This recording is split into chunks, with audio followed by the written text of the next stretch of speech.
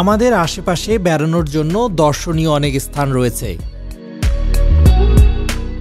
তেমনি রংপুরের প্রাণকেন্দ্রে অবস্থিত ঐতিহাসিক স্থাপনা তাজহাট জমিদার বাড়ি। চাইলেই ঐতিহ্যবাহী এই স্থান থেকে ঘুরে আসতে পারেন।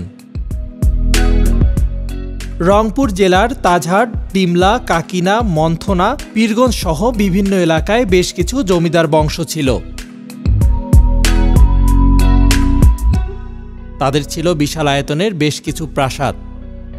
তার মধ্যে সবচেয়ে বিখ্যাত ছিল তাজহাট জমিদার বাড়ি।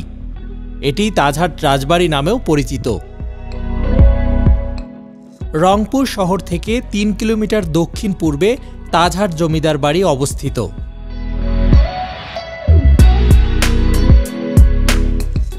এ প্রাসাদের একটি অংশকে রংপুর জাদুঘর করা হয়েছে। তৎকালীন জমিদার মহারাজা কুমার গোপাল রায় প্রাসাদটি নির্মাণ করেছিলেন।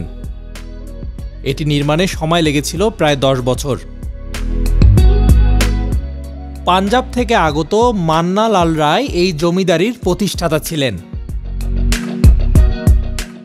তার আকর্ষণীয় তাজ বা রত্নখচিত মুকুটের ব্যবসার কারণে এই এলাকার নামকরণ তাজহাট করা হয়। বিশাল এই প্রাসাদটি পূর্বমুখী দোতলা, এর দৈর্ঘ্য ৭৬.২০ মিটার। ইতালি থেকে আনা সাদা মার্বেল পাথরের তৈরি ১৫.২৪ মিটার প্রশস্ত ৩১টি কেন্দ্রীয় সিঁড়ি সরাসরি দোতলায় চলে গিয়েছে। বাড়ির পিছনে গুপ্ত সিঁড়ি ও শ্বেত মার্বেল পাথরের ফোয়ারা রয়েছে।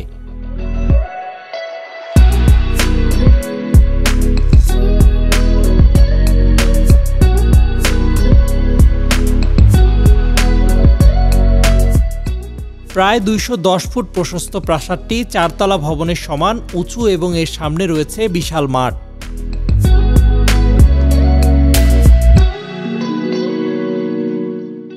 তার দুপাশে রয়েছে পুকুর এবং সারি সারি গাছ। প্রাসাদটির নির্মাণ শৈলীতে মুঘল স্থাপত্যের নিদর্শন রয়েছে। এটি অনেকটা ঢাকার আহসান মঞ্জিলের আদলে তৈরি। ১৯৮৪ থেকে ১৯৯১ সাল পর্যন্ত প্রাসাদটি বাংলাদেশ সুপ্রিম কোর্টের আঞ্চলিক কার্যালয় হিসাবে ব্যবহৃত হয়।